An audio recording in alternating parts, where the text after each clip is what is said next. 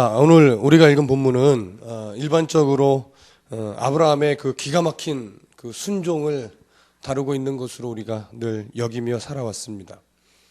오늘 본문은 우리가 참으로 잘 알고 있는 아브라함이 그 아들 이삭을 모리아산에서 번제물로 바치는 장면이고, 하나님께서 요구하신 그 일이 하나님 원하시는 대로 되어지자 이삭을 칼로 찌르려고 할 그때 하나님께서 그의 손을 잡으셨고, 그래서 그의 믿음을 인정하셨고, 그래서 그의 삶을 끝까지 인도하신 그런 본문입니다.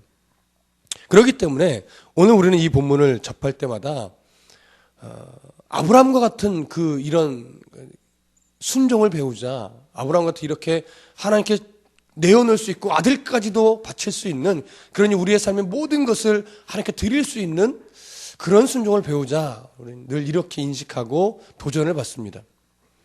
그러나 사실 오늘 이 본문을 우리가 아브라함의 순종을 본받자라는 시각으로 바라보기 시작하면 오늘 우리의 신앙은 너무나 초라해지고 너무나 힘들어지고, 내가 감히 저런 아브라함의 저 모습을 따라갈 수 있을까? 그 정도로 여겨지게 되는 것도 사실입니다. 그러니까 아브라함의 이때의 신앙을 비교하면 우리는 모두 죽은 신앙과 같이 되는 것이죠. 그러기에 오늘 우리는 아브라함의 이 기사를 통해서 하나님께서 아브라함에게 이삭을 바치라 이렇게 말씀하신 이유를 찾아보고 하나님이 우리에게 말씀하시는 교훈을 찾아보려고 합니다. 우선 22장 1절을 다 같이 읽어보겠습니다. 그 일 후에 하나님이 아브라함을 시험하시려고 그를 부르시되 아브라함아 하시니 그가 이르되 내가 여기 있나이다. 오늘 이 구절에 보면 시작을 그 일 후에 이렇게 말하고 있습니다. 여기 그 일 후에라는 것은 어떠한 사건 이유를 말하는 것이냐면, 하갈과 그의 아들 이스마엘이 그 아브라함의 가족 공동체 안에서 이제 내어 보내어졌을 때, 그래서 창세기 21장에 있었던 그 아브라함 하갈과 이삭의 사건이 있은 그 일후를 말하는 것입니다. 그러니까 여기 하갈과 이스마엘이 아브라함의 가족 공동체 안에서 떠나갔다라고 말할 때 이제 어느 정도의 시간이 지나갔다라는 것을 말하는 겁니다. 근데 그 어느 정도의 시간이 얼마만큼이냐 정확하게 알 수는 없지만 유대인 전승에 의하면 지금 22장의 이 본문 때에 이삭의 나이를 37살로 기록해 놓은 것이 있습니다. 그러나 대부분의 학자들이 그것을 인정하지는 않고요. 대부분의 학자들은 이 37세라는 것은 무리다, 좀 무리한 견해다라고 밝히고 있고, 대부분은 이삭의 나이를 10대 중반 정도, 스스로 어떤 나무찜을 쥐고 걸어갈 수 있는 그 정도의 나이로 보고 있습니다. 이때 이렇게 아브라함이 어느 정도 성장해서 10대 중반 정도 됐을 무렵에 하나님은 아브라함을 시험하시려고 부르셨다고 1절에서 기록하고 있는데, 여기에 기록된 시험이라는 말은 테스트라는 의미도 있지만 훈련이다 이런 의미도 담겨 있습니다.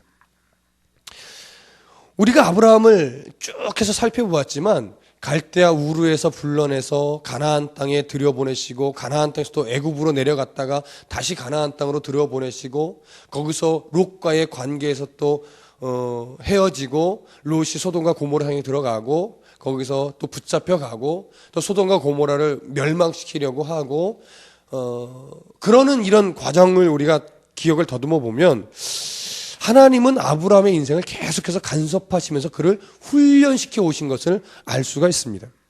조금 더 구체적으로 보면 이겁니다. 12장에서는 우리가 어떤 아브라함을 봤지요? 가나안 땅에 들어온 후에 애굽으로 내려간 아브라함인데, 그때 사라의 나이가 대략 60세 정도인데, 그때 애굽의 왕 바로에게 아브라함이 무슨 실수를 하냐면, 무슨 잘못을 하냐면 아내 사라를 누이라고 속이는 장면이 나오죠. 우리가 강해를 했었기 때문에 기억하겠지만 그때 아브라함의 이유는 한 가지였습니다. 자기 목숨이 위태로울까 봐.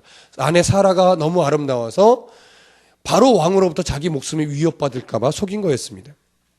사실 이때 하나님께서는 아브라함을 책망하셨어야지 옳습니다. 근데 우리가 그때 나누었다시피 아브라함을 책망하지 않고 하나님은 누구만을 책망하셨어요? 애굽왕 바로만을 책망했습니다. 이유는 이거였습니다. 아브라함의 그때 당시의 신앙의 수준은 아직 초보적인 신앙이었기 때문에 지금 책망을 받아야 될 시기가 아니고, 하나님께서 아브라함을 얼마나 사랑하시는지, 그것을 그가 깨달아야 되는 그런 수준의 시기였어요. 그래서 하나님은 성경에 아브라함을 책망한 내용은 하나도 없고 오직 애굽의 바로 왕만을 책망하셨고 사라의 몸을 건드리지 못하도록 지켜내셨습니다. 왜요? 사라의 몸을 통해서는 언약의 후손이 태어나야 하기 때문에. 그래서 전적인 하나님의 은혜로 하나님께서는 사라를 지켜내셨고 아브라함의 가족에게 물질뿐만이 아니라 조언까지도 그리고 가축까지도 더 덤으로 얻어서 애굽을 나올 수 있는 은혜를 받았었습니다. 기억하시죠? 바로 이때 아브라함의 신앙은 초보 수준이었습니다. 그리고 이때 아브라함은 하나님이 자신을 얼마나 사랑하시며 끝까지 자기 편을 들어주시는 하나님이라 이런 사실을 이때 경험했습니다. 그러고서 성경이 이제 14장쯤 가면 14장에서는 어떤 일이 벌어지죠? 롯과 아브라함이 이제 헤어지죠. 근데 롯이 선택한 땅은 소돔과 고모라 지역의 땅이었습니다. 이때 소돔과 고모라 지역에서 살던 롯은 그 가나안 열왕들의 전쟁에 휩쓸렸습니다. 그래서 그 전쟁의 소용돌이 속에서 이 롯도 포로가 되고 롯의 모든 가족들도 다 포로가 되고 재산도 다 빼앗겼습니다. 이 소식을 들은 아브라함은 참 어떤 용기가 거기서 나왔는지 모르겠지만 자신의 그 부하들, 자신의 어떤 종들이죠. 18명, 훈련된 18명을 318명을 데리고 그 뒤를 추격해 갑니다. 그래서 그 연합군을 무찌르고 롯과 롯의 가족들을 다 살려냅니다. 그리고 그의 재산들도 다 가져오고요. 뿐만 아니라 전리품까지 얻어왔어요. 여러분 이때 이렇게 승리하고 돌아오는 아브라함이 누구를 만납니까? 바로 아비멜렉이라고 하는 어떤 왕을 만나죠. 아비멜렉은 이름이 아니고 왕이라는 그 직분을 그 위치를 말하는 건데 이 사람을 만났을 때 아비멜렉이 뭐라고 말합니까? 너에게 승리를 주신 하나님께 감사하라 이 얘기를 하죠. 그때 아브라함이 이 전쟁이 내가 잘 싸워서 이긴 전쟁이 아니고 하나님의 승리를 주셔서 이길 수 있었던 전쟁이구나. 역시 하나님이 끝까지 내 편이시구나. 이것을 경험하게 된 겁니다. 하나님, 자기 편을 들어주시는 하나님, 승리를 주시는 하나님. 그래서 하나님의 사랑을 여기서 더 깊이 있게 깨닫게 되죠. 아직도 아브라함의 수준은 하나님의 사랑을 깨달아야 되는 수준이었어요. 그래서 이때 아브라함의 신앙 고백으로 뭘 하나님께 드립니까? 11조를 드리게 되죠. 모든 것이 하나님께 왔습니다라는 고백이었어요.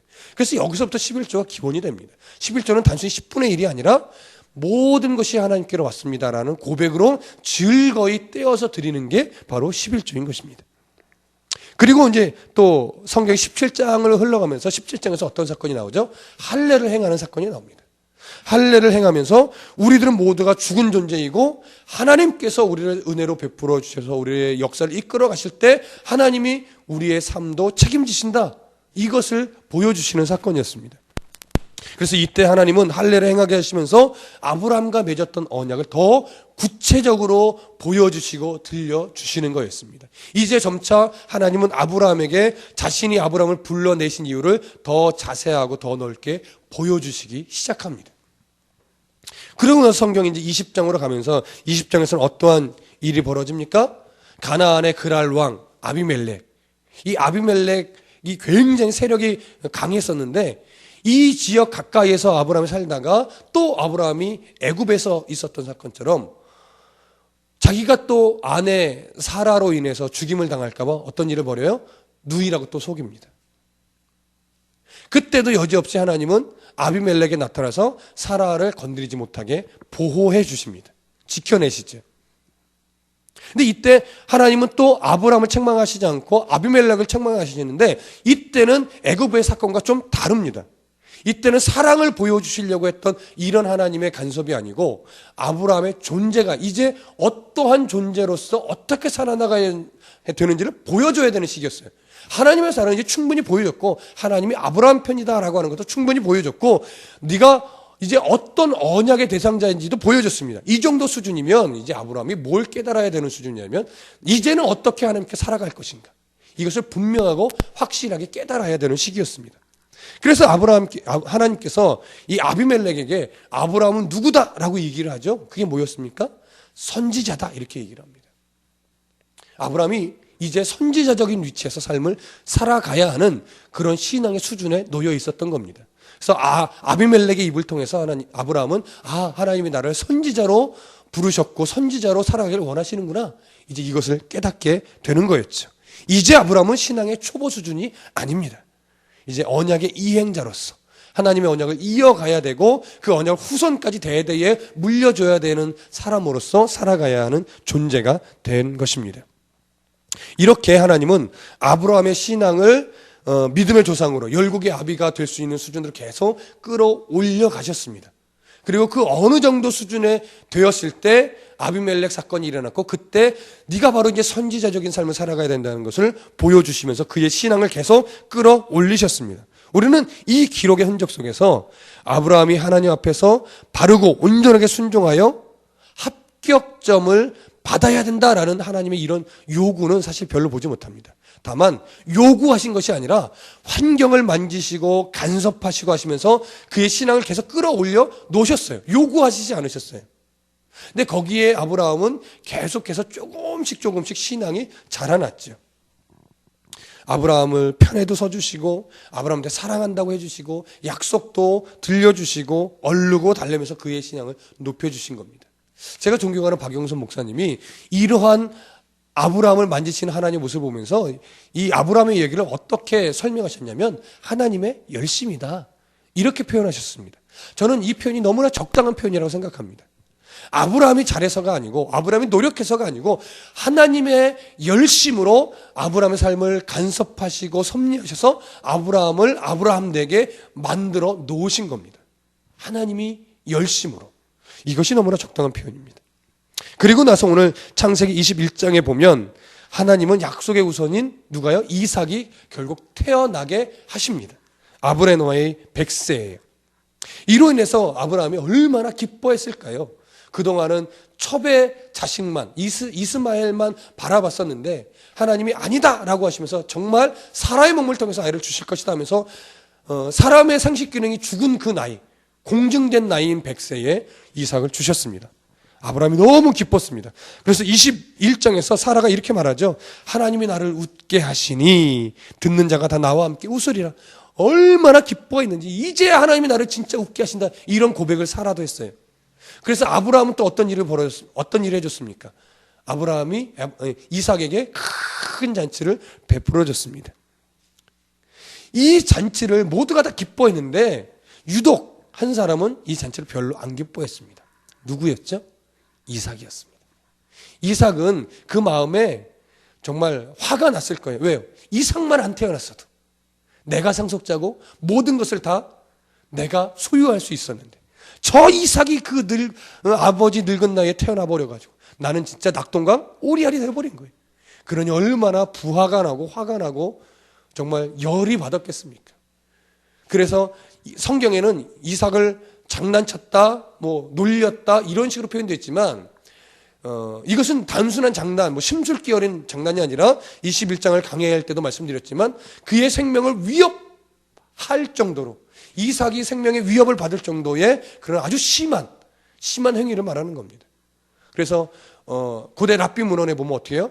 화살로 이삭을 쏘는 그런 장난을 했다라는 기록까지도 있는 것입니다. 근데 문제는 이 장면을 사라가 봤다라는 거죠. 사라의 심정이 얼마나 벌렁벌렁 됐을 거예요. 그 장면을 보면서. 그래서 아브라함에게 달려가고 아브라함에게 말합니다. 이삭과 이스마엘을 같이 이 유업을 받게 할 수 없습니다. 이삭을 이렇게 죽이려고 들었는데 어떻게 같이 살게 합니까? 빨리 내보내십시오. 하갈과 이스마엘을 요구했습니다. 이때 아브라함이 근심했지만 하나님도 그렇게 하라라는 음성을 듣고 결국 이 아브라함은 하갈과 이스마엘을 내보내게 되죠. 그 정도로 사라와 아브라함은 이삭을 사랑했습니다. 하갈과 이스마엘을 내어 보낼 정도로요. 이렇게 하나님은 약속을 이행하셨고 이런 억지스러운 사랑으로 아브라함의 가정에 약속한 그 아들을 허락해 주셨습니다. 이렇게 하나님은 아브라함의 신앙을 믿음의 조상답게 열국의 아비답게 끌어올리시고 있는 과정이었는데 이제 이렇게 아브라함의 신앙을 끌어올리는 과정 중에서 아브라함을 만지시는 최종적인 마지막 단계에 하나님은 이르렀다고 판단하신 것 같습니다.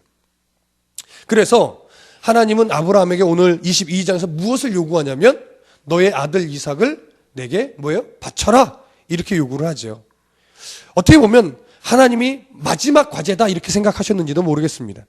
아브라함이 아직은 열국의 아비요 믿음의 조상의 수준으로 세워놓기에는 약간 2% 정도 부족했다고 보았던 것 같습니다. 이유는 뭐냐면 하나님이 아브라함에게 17장에서 이렇게 말했죠. 하나님과 맺었던 언약의 내용처럼 내가 너하고만 이 언약을 맺는 것이 아니고 바로 네 후손과도 이 하나님과의 언약을 내가 지키도록 하게끔 하려고 너와 약속을 맺었다 이렇게 말씀하셨습니다. 그리고 18장 19절에서 아브라함에게 하나님은 이렇게 말씀도 하셨습니다. 내가 그로 그 자식과 권속에게 명하여 여호와의 도를 지켜 의와 공도를 행하게 하려고 그를 택하였다 이렇게도 말씀하셨습니다.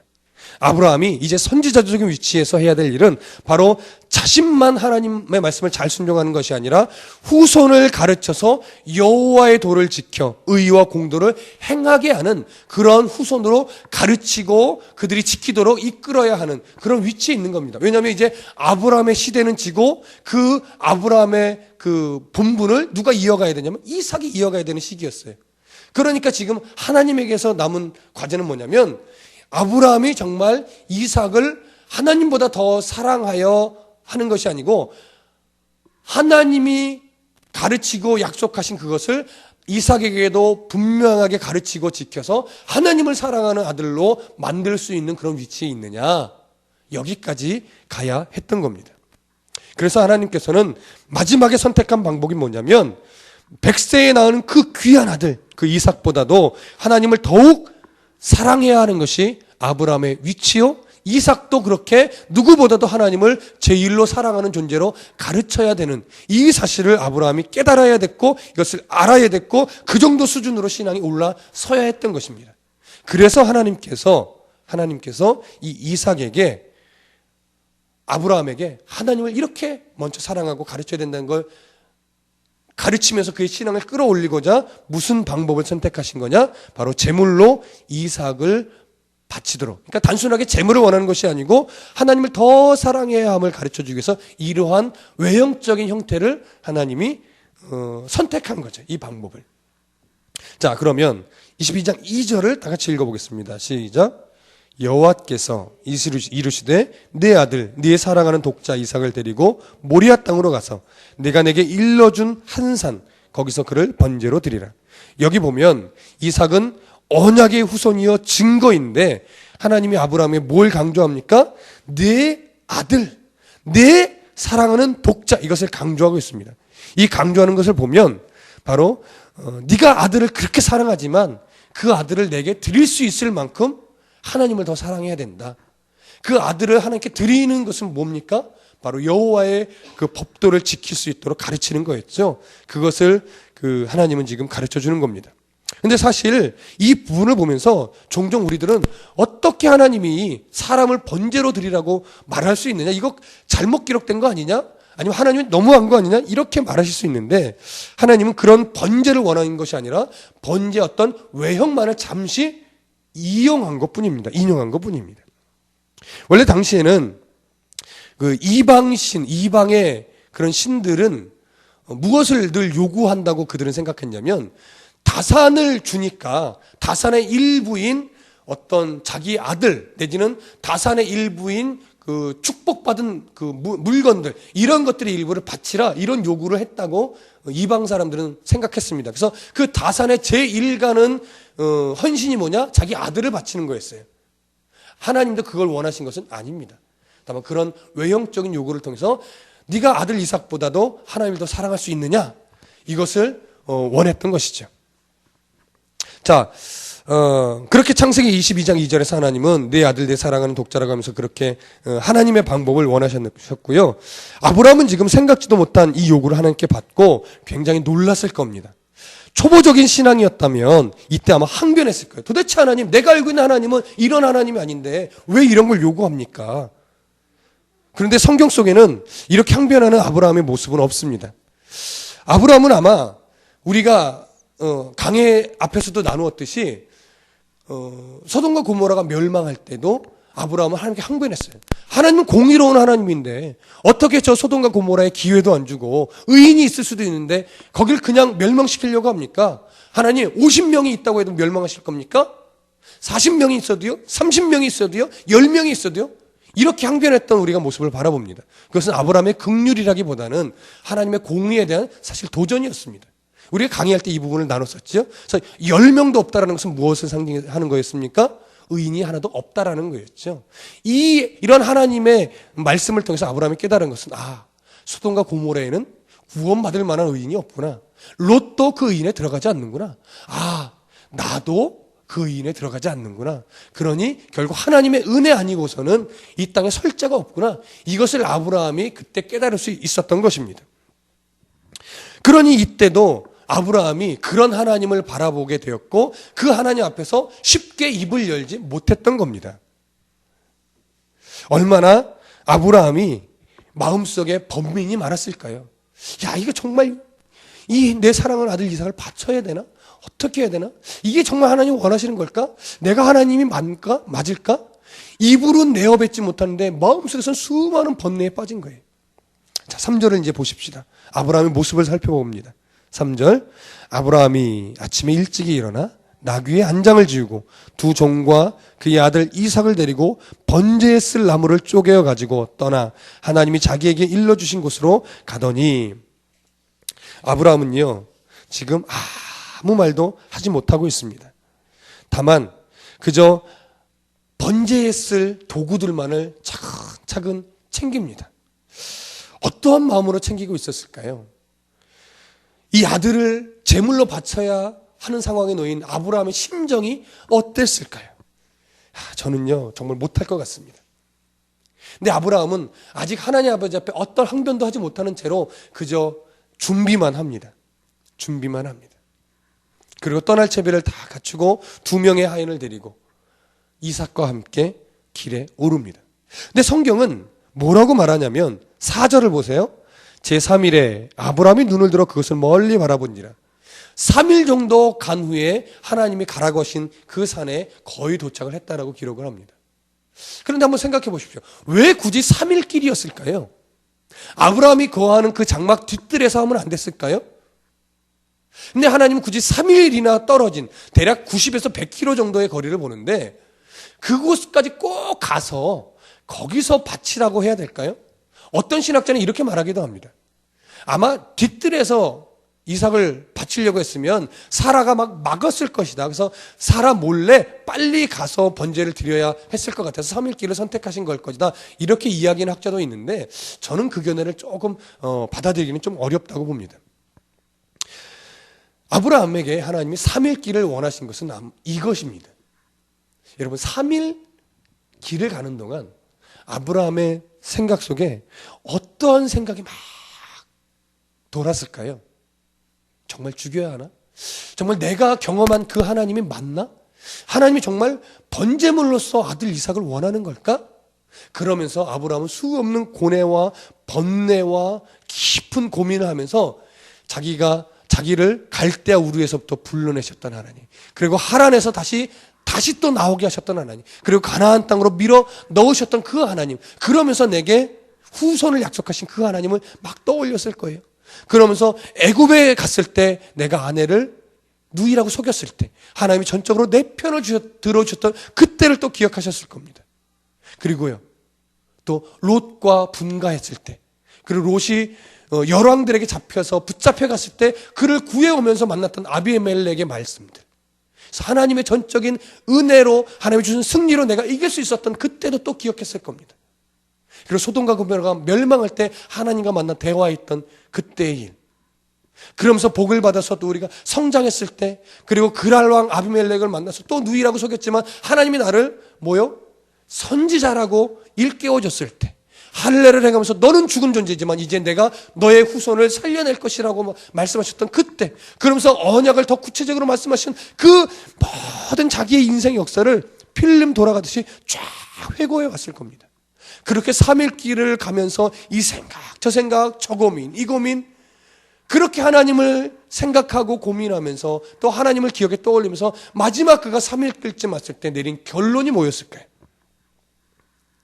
그 결론을 히브리서 11장 19절에서는 이렇게 증명합니다. 우리 다 함께 찾아보실까요? 히브리서 11장 9절. 성경이 이런 이때의 아브라함의 모습을 뭐라고 증거하고 있는지 우리 한번 다 같이 읽어보겠습니다. 히브리서 11장 19절. 다 같이 읽습니다. 시작. 그가 하나님이 능히 이삭을 죽은 자 가운데서 다시 살리실 줄로 생각한지라. 비유컨대 그를 죽은 자가 가운데서도 도로 받은 것이니라. 아브라함이 내린 결론이 있는 것입니다. 내가 그동안 경험한 하나님, 내 편을 들어주시고 나와 함께 하시고 내게 언약해 주시고 후손에 대한 약속을 이행하셔서 이삭을 주시고 그리고 할례를 행하게 하시고 하셨던 이 하나님, 그리고 나를 선지자라고 일컬으신 그 하나님이라면 이제 내가 혹여나 이 아들을 번제물로 드려서 죽인다 할지라도 그 하나님은 능히 이삭을 살려내실 줄로 믿는다는 신앙이 그에게서 세워졌던 거예요. 하나님이 기다리셨던 고백이었을 것입니다. 하나님께서 끌어내고 싶었던 신앙의 고백이 바로 그것이었을 겁니다. 결국 하나님의 이끄심과 하나님의 열심이 그 아브라함에게 있어서 그 신앙을 결국 어떻게 한 거예요? 끌어내신 겁니다. 하나님은 아브라함을 이런 신앙의 그에게서 원하시는 최고치를 끌어올리기 위해 모리아산으로 가는 3일길을 작정하시고 계획하셨던 겁니다. 결국 3일의 고민과 엎드림과 하나님을 생각하는 그 마음이 결국 하나님이 누구신지를 바르게 볼 수 있었고 그 가운데서 결국 하나님이라면 내 아들이 죽어도 살리실 것이다 라고 하는 너무나 귀한 신앙의 고백을 가질 수 있었던 것입니다. 그리고 22장 9절에서 10절을 보면 아브라함은 번제단의 아들을 드디어 올려놓고 칼을 들어 진짜로 죽이려고 했습니다. 설마 죽이시겠어가 아니에요. 죽여도 살리실 거야. 그리고 진짜로 죽이려고 내리 꽂아들려고 하는 그 순간이었던 거예요. 그때 하나님은 그 아브라함의 중심을 확인하시고 이미 하나님이 다 그 아브라함의 신앙을 끌어올리시는 걸 확인하신 후에 그의 손을 딱 막으셨던 겁니다. 너무나 멋있죠. 아브라함도 멋있지만 그렇게 아브라함의 신앙을 끌어올리신 하나님이 더 멋지십니다. 우리가 봐야 될 것은 그렇게 순종한 아브라함도 보아야 되지만 그 신앙을 끌어내신 결국 하나님의 그 열심에 우리가 감복하고 감사해야 하는 것입니다. 그래서 창세기 22장 12절에 결국 하나님은 아브라함에 이렇게 말합니다.